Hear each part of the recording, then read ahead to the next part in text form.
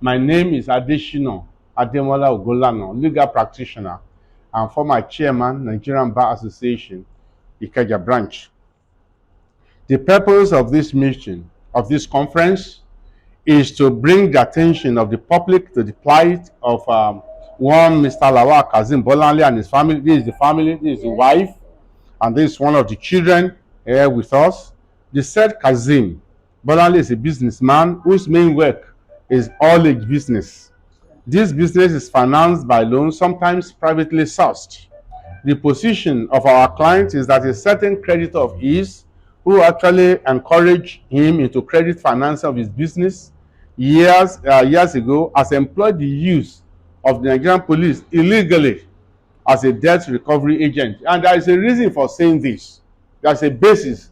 As a legal practitioner, we're not going to enter into any wild, scandalous blackmailing of anybody, talk less of an otherwise reputable organization like Nigerian police.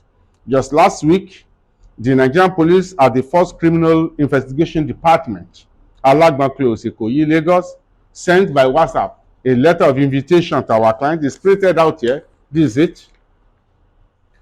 This is it. And I would, if I have the time, read out the invitation for everybody to know.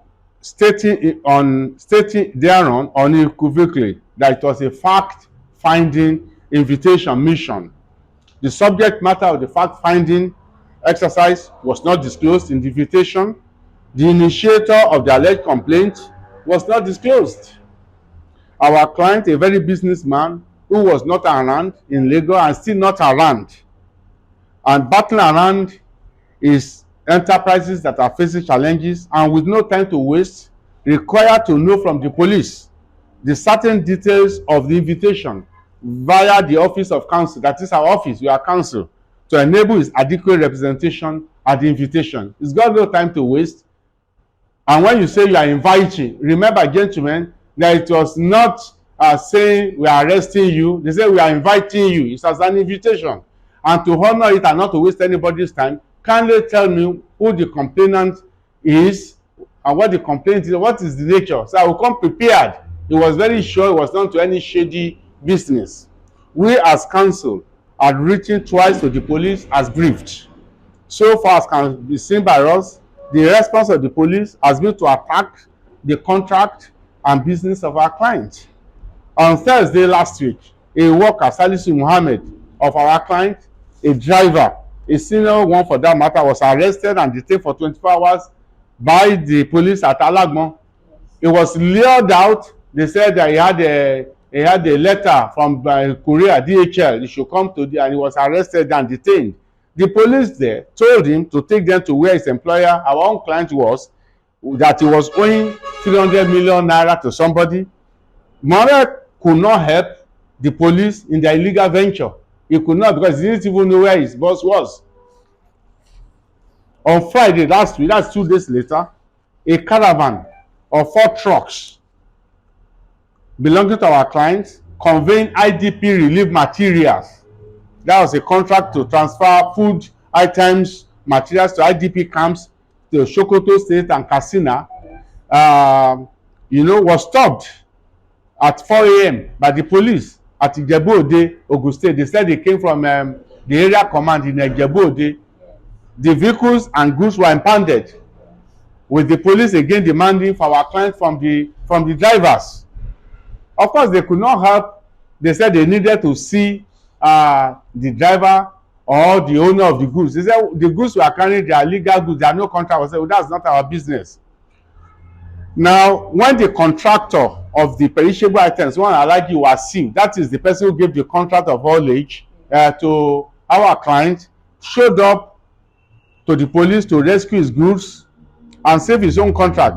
The police demanded for the owner of the trucks, that's our client, Lawal Kazeem, Wasif, that's Alagi Wasif, the contractor, was only allowed to take away the goods after the decoupling of the trucks. What I mean by decoupling is that the heads of our client's trucks they were removed. About 4 of them were removed, and the man had to go and look for another head to couple to the trucks, the rest of the trucks where the goods were, and to take them away on the condition that he will have to return the head, the trucks, the body, the back to the police. The police seized the heads of the property of the vehicles of our client, and I've been reliably informed by the wife that each of those things, each of those trucks being seized now, it will worth over 50 million naira as at the time of purchase.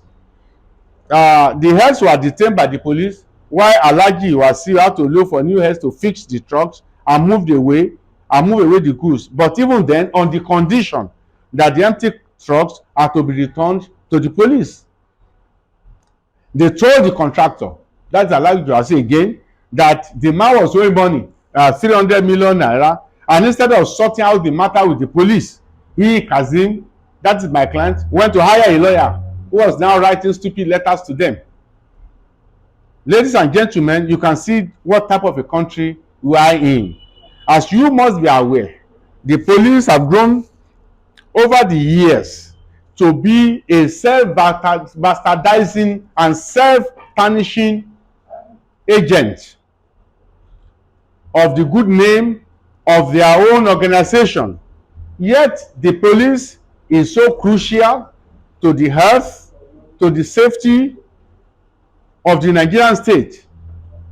Yet what they do, why they self-tarnish the names of their own organization, is their persistent and brazen gross abuse of their powers of arrest, detention, and prosecution. In many instances, just as in this case, they poke their nose into civil matters. You must be aware as journalists that recently, I think when this new IGP has come up on board, that is IGP Egbetokun, there was something broadcast that the police are to stop criminalizing civil matters.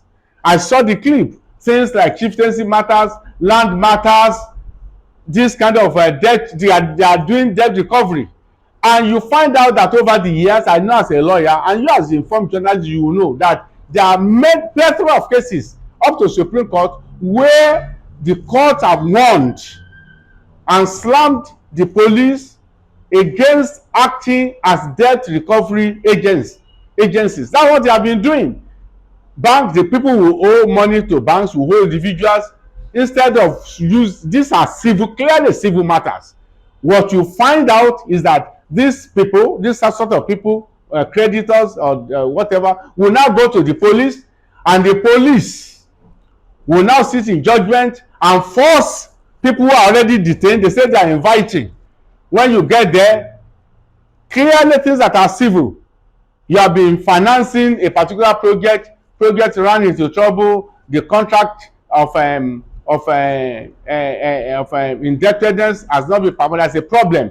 So what you do, you know what you do under the law. That is, even if you are even a lawful or legal person who can operate a credit giving, you can loan money, you can lend money, you know. But what you do is that you just go to the police, and then you arrest people, you lock them up, you embarrass them, you humiliate them, you degrade them, you traumatize their family, and you be forcing them to be signing an undertaking or to cough up money immediately and say, well, see this thing, see what you are doing. And you see, it's not only the police, even the banks do it. Even in this particular case of my client, a particular bank which I've written them, I will not care to mention their name now.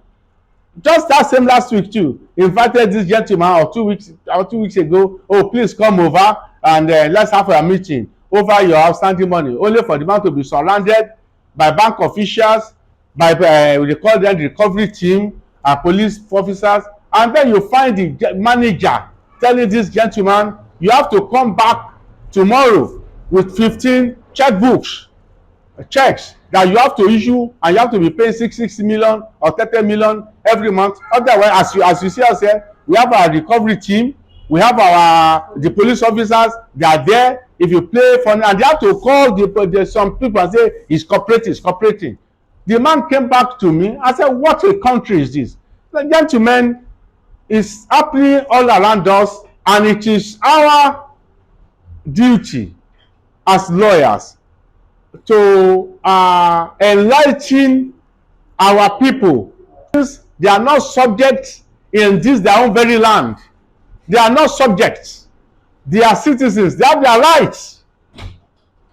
No governmental agency, no government can operate outside of the law. I understand the authority of the police at Alagbon, they are threatening fire and brimstone and that they will destroy his business. Yeah. That they invited you to come and something they can sort out is inviting a lawyer. And what is there? I will read for your elucidation the invitation and our response. This is the letter of invitation sent by WhatsApp. Mr Lawal Kazeem, plot 32 Kudrat Abiola Way, Ikeja, Lagos. Letter of invitation. You can see it. I can give you copies. You can go with it. This thing was written 8 June 2023, but it was only last week or so that they sent it to him. The Nigerian police is investigating a complaint referred from Assistant Inspector General of Police for CID Annex, Alagbon, Ikoyi, Lagos, in which your name featured. 2. It is requested that you kindly report at FCID Department on Tuesday, 13 June 2023 at 10:00 hours. On arrival, you are to meet with undersigned who attend to you. This is what is important. This is a fact-finding invitation, and your attendance is very important, please. Now, when we got this, we wrote to them.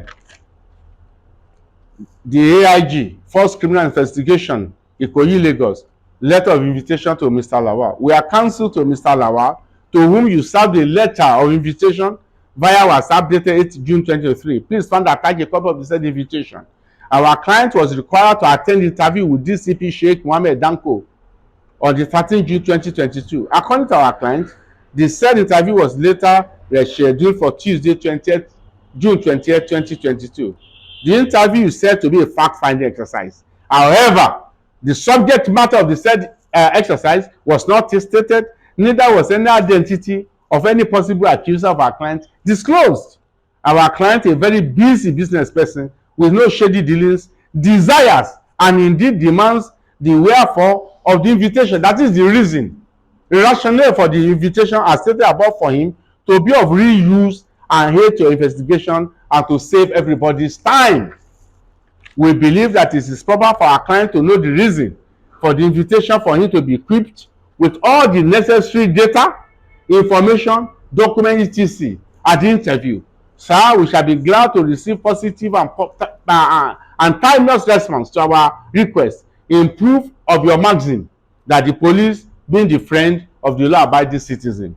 In the meanwhile, while we await for situation details from you as requested, we hereby notify you that our client is out of town presently but shall be available as from Tuesday next, 27 June 2023, that is today.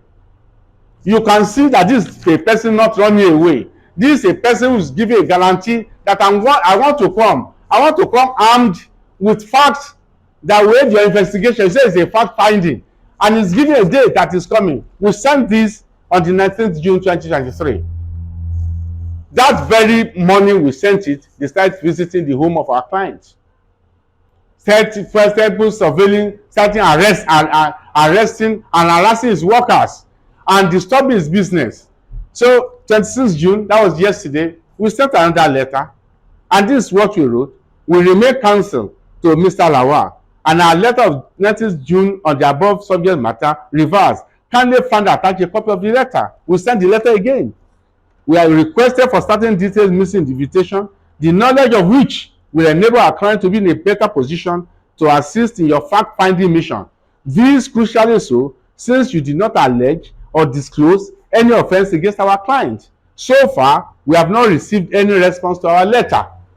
We shall be glad to be obliged soon, as our client is very much interested in attending your interview, backed with any relevant materials. Thank you. We sent this yesterday. No response, no reply. All what you have been getting is the threat against our client and impounding vehicles, disturbing his business. And the vehicles taken are the tools of his trade. I wonder, and there are some people who will be saying, just go to the police, just go to the police. The police does not have a savory reputation. They lock you up, they detain you, they mess you up for nothing. It is our country. It is our land. We are no immigrants. This is our country. The police is above the law. It's supposed to be a law enforcement agency and not a law break agency. You invited a citizen of the country, and the gentleman has decided to say, oh, please, I want to honor your invitation. What is it about? So that I won't go there and then you will now be detained. You say, go and bring this. Let me know. I mean, and you know, in advanced countries that everybody is talking about, you just don't do things anyhow. In fact, you just don't arrest before investigation. You will have investigated, and I can tell you the name of the person from all what you have gathered from the family, and then from the workers. Is a person working in a bank. Bola Hussein, what is his name? Omotayo Bola what? Omotayo Adebayo Sani. That's the name of the fellow. Working in a bank, but engaging in private business. That is his own problem. And you've gone to the family, you have harassed them. You say, well, you are owing me money, and bring your papers of your land. They are paid back 137 million naira, 187 million to him. He's collected a land of 57 million. He's not satisfied to take the legal course. A person who is owed money is entitled to his money. Our client is not denying that. But you can't go to the police and write frivolous petition that the police themselves said no. And that is why the officers there, they are livid, they are annoyed. We will report this matter to their service commission.